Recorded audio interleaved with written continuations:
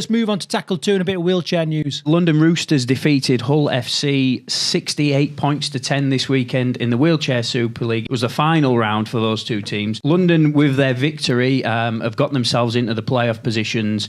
Hull FC's season sadly comes to an end. But we've teamed up with a guy called John Seagar. Now, John has been going up and down the country all year covering wheelchair rugby league, and he was at this game this weekend and he's brought us an update.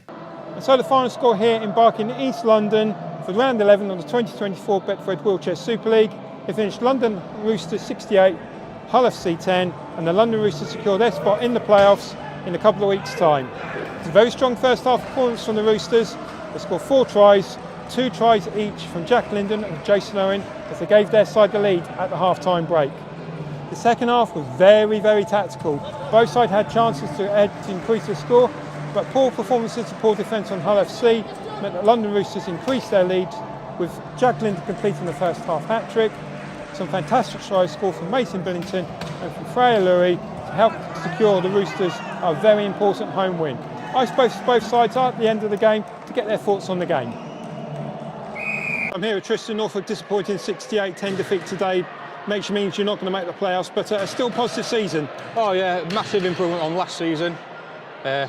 So close but so far again at the same time, but over the season, yeah, the improvement's been massive. It's going up and up and up, so yeah, really proud of everyone. Would you say today, the game, you didn't get much of the ball today? Yeah, just didn't get the ball, went our usual selves, went passing, no ball through the hands, you know what I mean, so yeah, disappointing today, but overall the season's been good, I believe. You picked up some fantastic performances, especially draw against Wigan and beating the opposite around, draw against Halifax, which we conceded in the last 11 seconds, I think it was, so our game to lose that one. And a great win over Wigan, yeah, like you said, but we came close against these at our place, against London. When they scored the last minute again, you know what I mean, to set the win with 2 points in it. With 12 points in it against Leeds, obviously we went undefeated all season. That was a great boost, great positive. So next season I think we're raring to go already, you know what I mean. And, yeah, a few things to work on, especially towards the back end of games, and then yeah, like I said, we'll start getting some more results. So Tom, congratulations, a 68-10 victory today, but more importantly, you have secured the spot in the semi-final in the playoffs. Congratulations. Yeah, thank you very much. Feels great. Best team performance of the season, and I don't mean at all like the result. I mean how the guys worked together and how they stuck to the plan. So that's really pleasing. And it's come just in time at the end of the regular season. So next couple of training sessions, you know, we'll go into it in really good spirit, but we know that the next game is the biggest challenge so far. And fantastic performances from Jack Linden from Freya today. Yeah, Freya got on the score sheet, which is rare for her. She'll be buzzing for that for the next couple of weeks. Jack Linden with a hat-trick. He's a great try scorer, so no surprises there. But yeah, like I say, the team all played so well. And it just felt like one of those days where it finally clicked, and we've found the way that we want to play. So it's taken us a long time, especially this season compared to last one, to finally find a system and some principles that really work for us and suit the players that we've got, because obviously we're introducing some more new players to the game in Mason. Steve Murphy's in his second proper season. So yeah, it feels like it's really knitting well together, but I've got to say it's been such an amazing Super League season. Like, the average points difference between all the games has been less than 2 converted tries. So kudos to all the other teams for putting on such a competitive year.